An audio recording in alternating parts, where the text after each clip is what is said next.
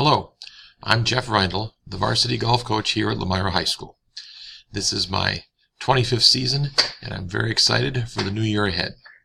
We recently had an organizational meeting for the golf team, basically outlining what is expected, what is needed, what has to happen. Every student got a document that's 3 pages long. The first one covers kind of the general principles of what the golf program is about. The second page is our schedule. Unfortunately, in spring, the schedule is really not cast in stone. We'd really love to stick to it. Unfortunately, the weather can be a little unpredictable, so we have to make some changes here and there.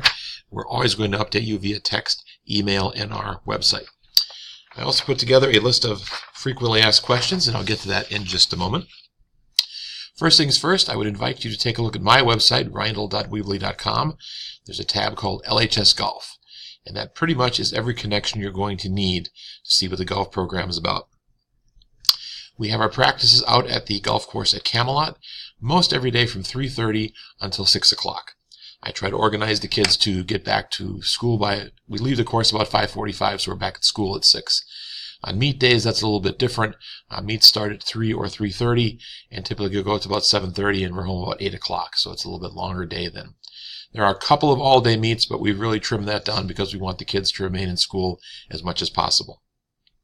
I'm being helped out this year by Mr. Mark Scharschmidt and by Ms. Jen Malosh, so we've got plenty of help to work with the team.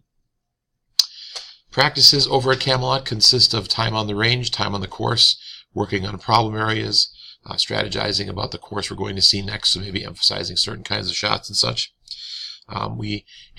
I've been told we have transportation now. We have a van which will be sort of dedicated to us, and I believe I'll be able to take 8 players in that van, plus myself. So that means I'll be able to take everyone to most meets. I won't be driving the bus this year. As far as grades go, a student has to be passing all of their third quarter classes to be eligible to play in the fourth quarter. If they're not, it's reevaluated every 15 days for a grade check. I also have a personal policy that if anyone is below a C in anything, I don't want to take them out of the building for any reason, so they have to be in good standing with all of their classes, and I try very hard to grade check every morning and every afternoon so I'm completely up to date on what your student is doing.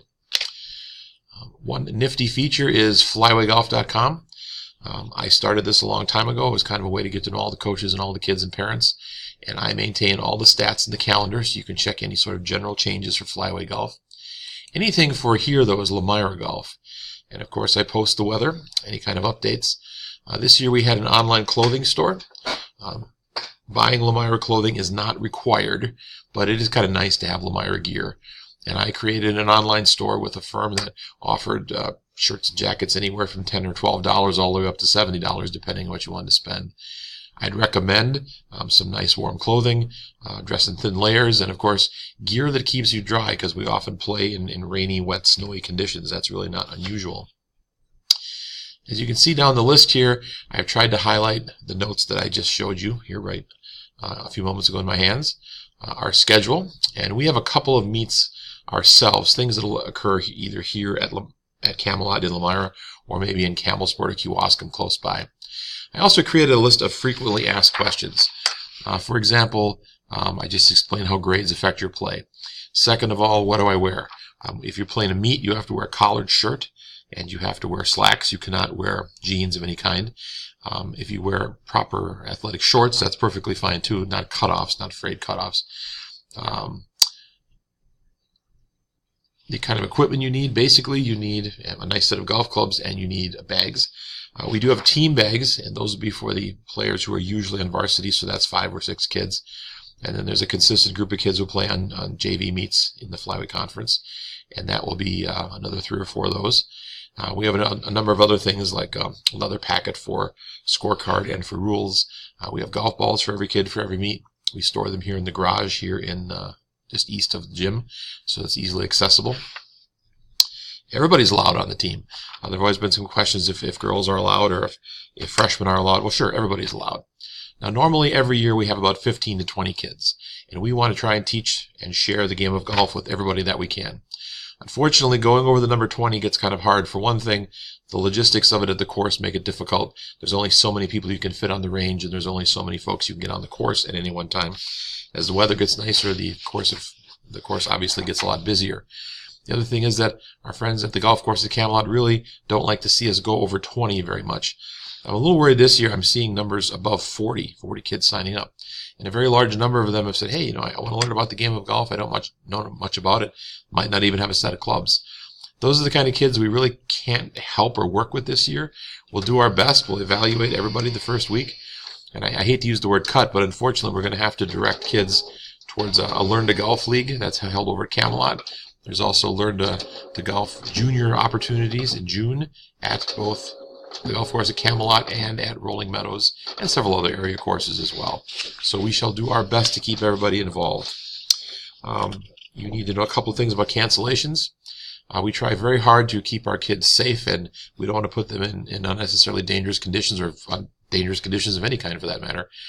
We will call practices and meets at the latest by 2 or 2:30.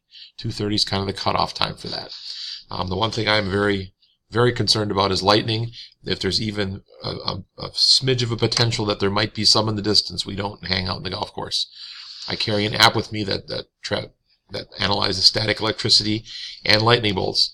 And kind of the general rule is anytime lightning's within 40 miles of the course, we leave, we quit, we're done. I've been struck by lightning once in my life. I really don't need to revisit the experience. I want you to be aware that I'm available at all times. My cell number is 920-948-5238. Please feel free to reach me here at school. Call my school number, extension 152. And also, please feel free to email me anytime you want. We currently have a fundraiser going on. This is not required. I know a lot of organizations sell food and various things. We try to sell an experience. We have something called the Green Card. It's a buy one, get one situation where you can visit 6 area courses 3 times each. You pay for yourself, and the person along with you gets a free 18 holes. Both of you have to take a cart, but generally there are courses that are so big you don't want to walk them anyways. You're probably going to take a cart. The Green Card is $20. I'll be running that through early May. There's no set fee that the kids have to collect. I'm encouraging them to buy the card, for heaven's sake. There's some great courses on it. We'll end up earning $10 for every $20 card that we purchase. We don't have to buy them ahead of time. We simply get reimbursed at the end of the year. But that's not required. Also on the page here, I have the rules, the home golf page for the WIAA, because they have things about the regional, which will be at our home course this year. So that's kind of exciting. The USGA rules of golf. We don't have officials. We call things on ourselves. And finally, Flyway Golf, which tracks everything, all things Flyway. I am optimistic it's going to be a great year.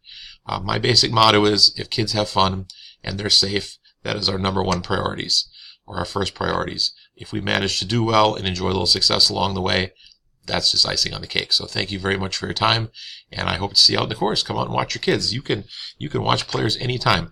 They're a little embarrassed by that, and they're embarrassed by playing in front of me sometimes too, but that's okay. They'll get used to it.